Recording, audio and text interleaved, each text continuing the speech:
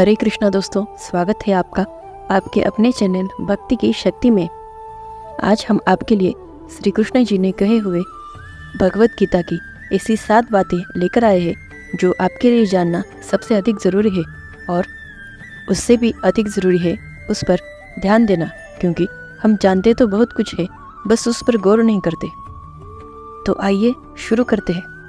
भगवत गीता में श्री कृष्ण जी कहते हैं, कोई भी काम अच्छा या बुरा उस काम के करने के पीछे के इरादे से निश्चित होता है। कोई भी काम अच्छा हो या बुरा वो केवल एक वजह से बनता है, और वो है उस काम करने के पीछे आपका इरादा कैसा है। आप उस काम को करना क्यों चाहते हो, आप उस काम को क्यों कर रहे हैं। क्या उसके पीछे आपका कोई स्वार्थ है, या आप इसलिए कर रहे हैं कि किसी का भला हो जाए। काम भले भी कोई भी हो, लेकिन उसका नतीजा इस बात पर निर्भर करता है कि आपका उद्देश्य सही है या बुरा है। महाभारत के युद्ध में कौरव और पांडव दोनों भी युद्ध कर रहे थे, काम एक ही कर रहे थे, लेकिन दोनों के उद्देश्य में बहुत ही अंतर था। कौरव केवल अपने हित के लिए युद्ध कर रहे थे और पांडव अपने धर्म के लिए युद्ध कर रहे थे। दोनों का काम एक होने के बावजूद और मेहनत भी एक जैसी होने के बावजूद कौरव हार गए और पांडव जीत गए, क्योंकि पांडवों के पास उनके धर्म का रास्ता था, उनकी सच्चाई थी। श्री कृष्ण कहते हैं, आप जो कुछ भी सोचते हो वैसे बन जाते हो। आज आप जो भी हो वो इसलिए ऐसे हो क्योंकि आपने ऐसा ही सोचा था। आपका आज आपकी सोच बताता है। आज कोई भी इंसान किसी भी लेवल पर हो, चाहे वो लेवल ऊपर हो या नीचे, वो सिर्फ उस इंसान की सोच की वजह से है।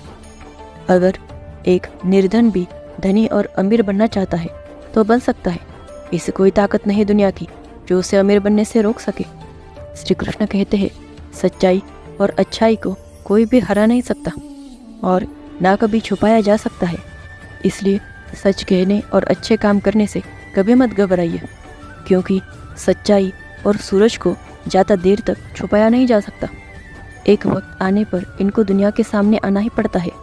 आप उनको सामने आने से नहीं रोक सकते। इसलिए अगर आप ऐसा कोई काम कर रहे हो जो गलत हो और उसमें झूठ है, तो आपको उस काम को तत्काल ही छोड़ देना चाहिए, क्योंकि किसी ना किसी दिन आपकी सच्चाई इस दुनिया के सामने ज़रूर आएगी।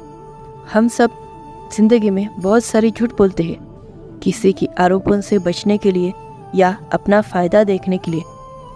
भगवान श्री कृष्ण कहते हैं कि अगर आप एक ऐसा सच बोलते हैं जिसमें किसी मासूम पर अन्याय होता हो, तो आपको ऐसा सच नहीं बोलना चाहिए, वो सच अच्छा नहीं है।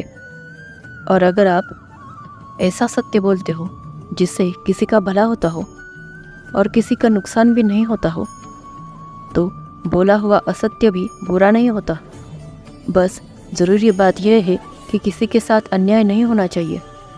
इस सत्य असत्य और असत्य सत्य को समझना बहुत ही बारीकी का काम है। इसलिए अपने विवेक से 2 बार सोचने के बाद ही निर्णय ले कि आपको क्या बोलना चाहिए और क्या नहीं। भगवान श्री कृष्ण कहते हैं कि आपको फल की चिंता किए बिना कर्म करना चाहिए। वो इसलिए क्योंकि आपको काम करने की तो छूट है, लेकिन उस काम करने के बाद मिलने वाली हार और जीत में खुद को बंद करके नहीं रखना चाहिए। ये एकमात्र ऐसी चीज़ है जो अगर इंसान समझ ले तो उसका 100% दुख समाप्त हो सकता है और वो बिना किसी परेशानी के मेहनत कर सकता है, और फिर ऐसी कोई मंजिल नहीं रह जाएगी जिससे दुनिया में वो हासिल ना कर सकता हो। और सबसे अधिक शानदार बात ये होगी कि सब कुछ प्राप्त करने के बाद भी उसे घमंड नहीं रहेगा। किसी भी काम को करने के पीछे आपका उद्देश्य ये नहीं होना चाहिए कि ये काम करने के बाद मुझे ये फल की प्राप्ति होगी। अक्सर ये होता है कि हम मेहनत तो बहुत ज़्यादा करते हैं, लेकिन उससे भी ज़्यादा चिंता करते हैं इस बात की, मैं इतनी मेहनत तो कर रहा हूँ, मुझे सफलता मिलेगी या नहीं, मुझे तो सफलता मिलनी ही चाहिए। हमारी आशाएं बढ़ जाती हैं, और अगर आप फिर भी सफल नहीं हो पाते हैं तो आपको इस बात को ध्यान रखना चाहिए कि अगर आप सफल नहीं हुए तो कोई तो और होगा जो इस काम में सफल हुआ है, तो यकीनन उसने आपसे भी ज़्यादा मेहनत की होगी। और अगर वो सफलता उसको नहीं आपको मिल जाती तो उसके साथ कहीं ना कहीं अन्याय हो जाता, क्योंकि उसने आपसे ज़्यादा मेहनत की है और उसने कर्म भी आपसे अधिक संघर्षशील किया है। जिस दिन आपके कर्म अधिक संघर्षशील होंगे उस दिन सफलता आपकी हो जाएगी। श्री कृष्ण कहते हैं, माफ़ करना महान व्यक्ति की निशानी है। इस दुनिया में सबसे हिम्मतवान और सबसे ताकतवान लोग वो होते हैं जो माफ़ करना जानते हैं। एक बार ये सोच कर देखिए कि भगवान को कौन सी चीज़ भगवान बनाती है। भगवत गीता में श्री कृष्ण जी कहते हैं, चाहे वो कितना भी पापी इंसान क्यों ना हो, लेकिन अगर वो अपने बुरे कर्मों को छोड़कर अच्छे कर्म करना शुरू कर दे और मेरे शरण में आ जाते हैं तो उसको वो अपना लेते हैं। यानी कि भगवान इस पूरी सृष्टि के मालिक होकर भी दयावान और क्षमाशील है और उनके दिल में सबके लिए जगह है और उनके लिए सब समान है। माफ़ करना महान व्यक्ति की निशानी है और माफ़ वही कर सकता है जो सामने वाले की किसी न किसी नज़रिए से बड़ा हो।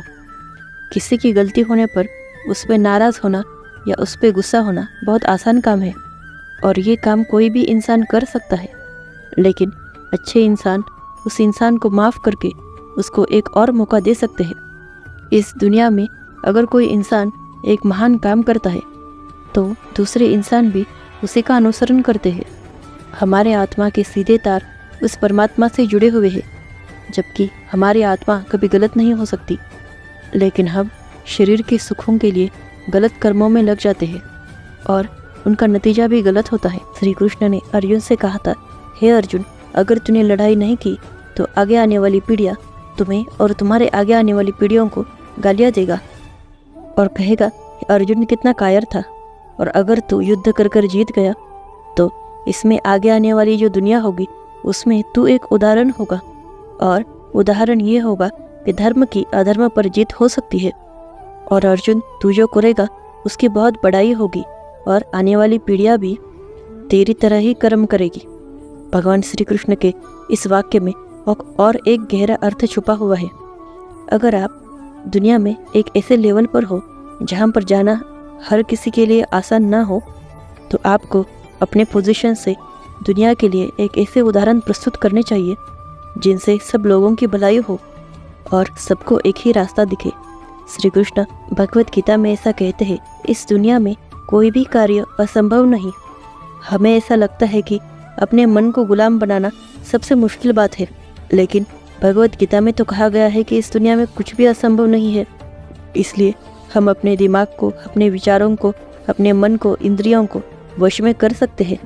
बस शर्त यह है कि हम ऐसा करना चाहें और हम ऐसा करने का अभ्यास करें तो संभव है। जब श्री कृष्ण अर्जुन से कहते हैं कि अर्जुन, तुम्हें अपने मन पर काबू रखकर केवल और केवल युद्ध पर ध्यान देना चाहिए, तब अर्जुन कहते हैं कि हे माधव, आपने कह तो दिया कि यह मन ही सारे दुखों और सुखों का जड़ है, लेकिन कैसे इंसान इस मन को पूरी तरह से अपने काबू में कर सकता है? फिर ऐसा कौन सा तरीका है जिससे अपने मन पर पूरी तरह से काबू पाया जा सकता है? दुनिया में ऐसा कोई काम नहीं है जिसे कोई इंसान कर ना सके। प्रयास से हर काम सफल बनाया जा सकता है। अगर कोई इंसान किसी पहाड़ को फतेह करना चाहता है और वो ऐसा नहीं कर सकता तो उसे अपनी कोशिश जारी रखनी चाहिए। को बस इस बात का ध्यान रखना है कि मुझे इस पहाड़ पे चढ़ना है तो चढ़ना है। आपको इस बात से मतलब नहीं रखना कि आप 100 बार प्रयास करें या 1000 बार। आपको चढ़ना है मतलब चढ़ना है। भगवान श्री कृष्ण कहते हैं कि अभ्यास करने से सब कुछ आसान संभव है, इसलिए फिर वो काम हो या मन को काबू करने का काम हो। दोस्तों, इस वीडियो में बस इतना ही, और अगर फिर मिलना है तो इस चैनल को सब्सक्राइब ज़रूर कीजिएगा। हरे कृष्णा।